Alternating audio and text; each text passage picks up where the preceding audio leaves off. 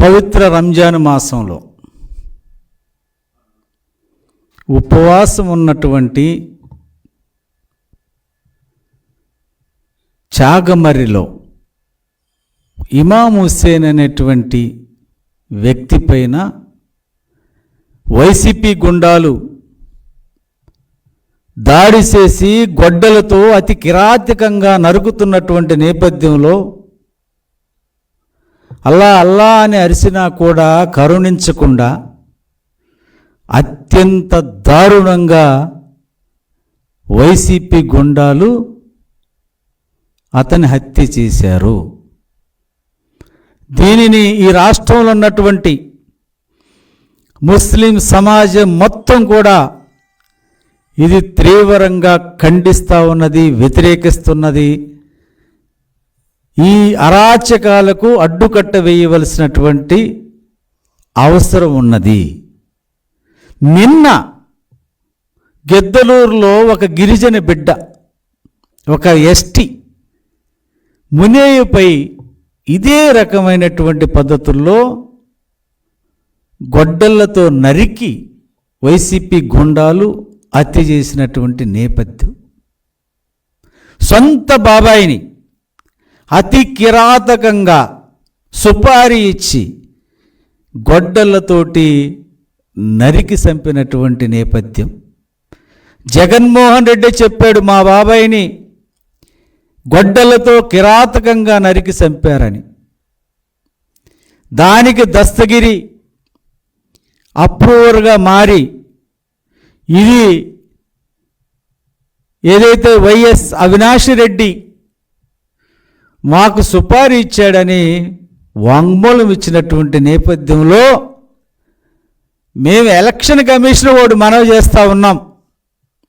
అయ్యా వీళ్ళు ఫ్యాన్ గుర్తు కాదు, వీళ్ళు గొడ్డలినే ఉపయోగిస్తూ ఉన్నారు కాబట్టి వీళ్ళకి గొడ్డలి గుర్తు కేటాయించమని మేము ఎలక్షన్ కమిషన్కు మనవి చేస్తూ ఉన్నాం. ఎందుకంటే గత 5 ఏళ్ళుగా వీళ్ళ అకృత్యాలు నిత్యకృత్యాలు అయిపోయినాయి. ఇది ప్రజారంజిక పాలన కాదు, ప్రజాభక్షక పాలన. ప్రజలు రక్షించటం కాదు, ప్రజల మీద నిర్దాక్షిణ్యంగా దాడులు చేస్తున్నటువంటి నేపథ్యాన్ని ఈరోజు చూస్తూ ఉన్నాం. ఎస్సీలు, ఎస్టీలు, బీసీలు, మైనార్టీలు నా వాళ్ళని చెప్పుకుంటున్న జగన్ రెడ్డి ఈ వర్గాల మీద 5 ఏళ్ళుగా మీరు చేస్తున్నటువంటి దాడులు 300 మందిని బీసీ బిడ్డలను పొట్టన పెట్టుకున్నారు. 188 మంది ఎస్సీ బిడ్డల్ని మీరు పొట్టన పెట్టుకున్నారు. 50 మంది మైనారిటీ బిడ్డల్ని నిర్దాక్షిణ్యంగా చంపారు. 63 మంది ఎస్టీ బిడ్డల్ని అతి కిరాతకంగా చంపారు. అంటే నీకు ఎస్సీ, ఎస్టీ, బీసీ, మైనారిటీ 2019లో నువ్వు ఒక్కసారి అవకాశం అంటే నమ్మి ఓటేసిన పాపానికి 596 మందిని ఎస్సీ, ఎస్టీ, బీసీ, మైనారిటీ బిడ్డల్ని పుట్టన పెట్టుకొని కిరాతకంగా చంపి ఈ రోజున నా ఎస్సీలు, నా ఎస్టీలు, నా బీసీలు, నా మైనారిటీలు అనటానికి నీకు నోరు ఎలా వస్తుంది జగన్ రెడ్డి? ఈ రోజున మాకు రిటర్న్ గిఫ్ట్ ఏంటంటే ఎస్సీ, ఎస్టీ, బీసీ, మైనారిటీ వాళ్ళకి రిటర్న్ గిఫ్ట్ ఏంటంటే గొడ్డలి. అంటే మీకు అండగా నిలబడ్డటువంటి వర్గాల్ని ఈరోజు మా సంక్షేమం మర్చిపోయారు, మా అభివృద్ధి మర్చిపోయారు, చివరికి మా ప్రాణాలు తీసేటువంటి దౌర్భాగ్యమైనటువంటి పరిస్థితికి ఈరోజు వైసీపీ ప్రభుత్వం వచ్చింది. నేను అడుగుతున్న పోలీసు అధికారుల్ని, మీరు చట్టాన్ని కాపాడాలి, ప్రజల మాన ప్రాణాలను కాపాడాలి, మీకు జీతాలు ఇస్తున్నది ప్రజల కష్టంతో కట్టేటువంటి ట్యాక్సులు. మీరు ఏం ప్రమాణం చేసి వచ్చారు? ఇవాళ ప్రమాణాన్ని మరిచి, ప్రజల రక్షణ మర్చి, ప్రజల పక్షాన పనిచేయాలనే కనీస జ్ఞానం లేకుండా వైసీపీకి తొత్తుల్లాగా, వాళ్ళ కార్యకర్తల్లాగా మీరు పని చేయటం అంటే ఇది ప్రజాస్వామ్యంలో సరైనటువంటి పద్ధతి కాదు. నేను అందరినీ అనటం లేదు. ముఖ్యంగా జగన్మోహన్ రెడ్డి సామాజిక వర్గంకు చెందినటువంటి, అది పోలీసా, రెవెన్యూ, ఏదన్నా కానివ్వండి, వాళ్ళు నిర్దాక్షిణమైనటువంటి పద్ధతుల్లో వ్యవహరిస్తూ ఉన్నారు. ప్రజాస్వామ్య పద్ధతుల్లో ఏ మాత్రం కూడా వాళ్ళు వ్యవహరించటం లేదు. ఎందుకంటే జగన్మోహన్ రెడ్డి అండ చూసుకొని, అయ్యా మీకు ఒకటే మనం చేస్తూ ఉన్నాను. లోకేష్ గారు చెప్పారు, ఈ రాష్ట్రంలో ఏ అధికారి తప్పు చేస్తూ ఉన్నాడు, ఏ వైసీపీ నాయకుడు దుర్మార్గమైనటువంటి చర్యలకు పాల్పడుతున్నాడని ఈ రెడ్ బుక్లో ఉందని చెప్పారు. చూసారా? ఆ రెడ్ బుక్లోకి వెళ్ళకండి. కేవలం 45 రోజుల్లో ప్రజల దీవెళ్ళతోటి, దేవుడు దయతోటి 100% తెలుగుదేశం, జనసేన, బీజేపీ కూటమి అధికారంలో రాబోతా ఉన్నది. ఇది ఈరోజు ప్రజలందరూ కూడా నిర్ణయించుకున్నారు. ఇది చంద్రబాబు నాయుడు గారు ముఖ్యమంత్రి అయితే తప్ప మాకు రక్షణ లేదు. చంద్రబాబు నాయుడు గారు ముఖ్యమంత్రి అయితే తప్ప మా బిడ్డలకు భవిష్యత్తు లేదు. చంద్రబాబు గారు ముఖ్యమంత్రి అయితే తప్ప మా చదువుకున్న బిడ్డలకు ఉద్యోగాలు వచ్చేటువంటి అవకాశం లేదు. ఈ 10 లక్షల కోట్ల అప్పు చేసిన ఈ రాష్ట్రాన్ని ముందుకు తీసుకెళ్లాలంటే అది చంద్రబాబు నాయుడు గారు తప్ప ఎవరికి సాధ్యం కాదు.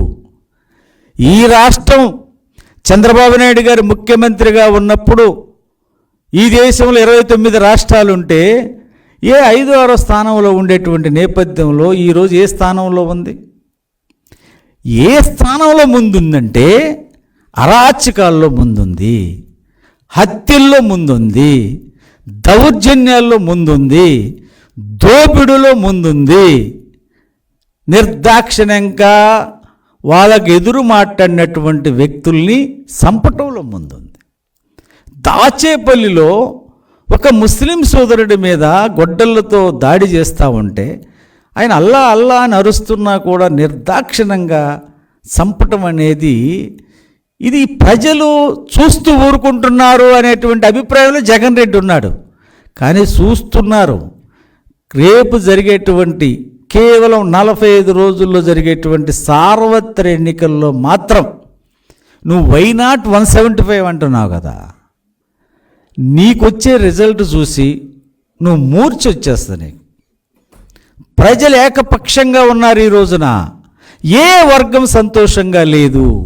ముఖ్యంగా ఎస్సీ, ఎస్టీ, బీసీ, మైనారిటీ బిడ్డలు మాత్రం చాలా కోపంగా ఉన్నారు. ఎంత కోపంగా ఉన్నారంటే, అయ్యా ఎప్పుడు అసలు ఎలక్షన్ డేట్ వస్తే ఎలక్షన్ రోజు ఓటేసి నేను చంద్రబాబు నాయుడు గారికి ఓటేసానని సంతోషపడటం సహజమైనటువంటి విషయం. ఎలక్షన్ డేట్ రాగానే సంతోషపడతా ఉన్నారు ఆంధ్ర రాష్ట్ర ప్రజలు. అమ్మయ్య జగన్ ముఖ్యమంత్రిగా తొలగిపోయాడు. ఈ రోజున నువ్వు ప్రభుత్వం డబ్బులతోటి నీకు 2 హెలికాప్టర్లు కావాలి, నువ్వు బయటికి రావాలంటే చెట్లు నరికేయాలి, జనం చూడకుండా పరదాలు కట్టాలనేటువంటి నేపథ్యంలో రాష్ట్ర చరిత్రలో ఏ ముఖ్యమంత్రి కూడా ఈ రకమైనటువంటి పద్ధతి వ్యవహరించలేదు. గతంలో 30 ఏళ్ళ నా రాజకీయ అనుభవంలో ఎంతోమంది ముఖ్యమంత్రులు మారారు. కానీ మా ఎస్సీ, ఎస్టీ, బీసీ, మైనారిటీ బిడ్డలు దాదాపు 600 మందిని చంపినటువంటి ఏకైక ప్రభుత్వం ఈ వైసీపీ ప్రభుత్వమే. కాబట్టి నేను ఒక బలహీన వర్గాల బిడ్డగా నేను అందరిని అప్పీల్ చేస్తూ ఉన్నాను. ఇకనైనా ఈ మాయమాటలు మానండి, ఈ మాటలు నమ్మకండి. మనకు ద్రోహం చేయటానికి నా ఎస్సీలు, నా ఎస్టీలు, నా బీసీలు, నా మైనార్టీలు అని చెప్పి మనకు మాటలు చెప్తా ఉన్నాడు తన సామాజిక వర్గానికి చేతల్లో చేస్తూ ఉన్నాడు.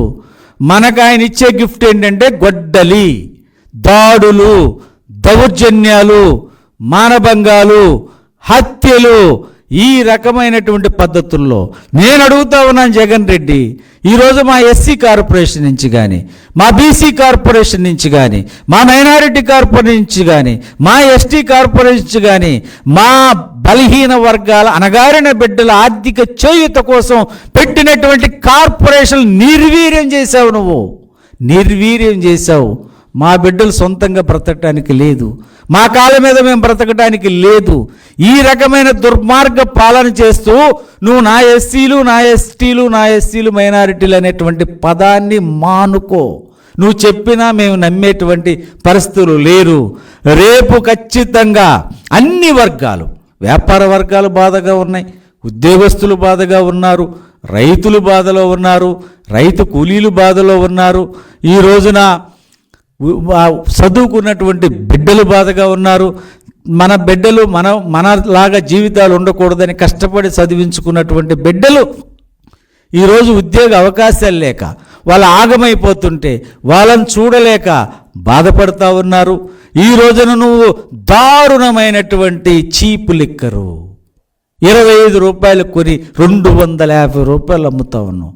పేదవాడి బలహీనతని, పేదవాడి చెమటని, పేదవాడి రక్తాన్ని ఈరోజు నువ్వు పిండుతున్నావు.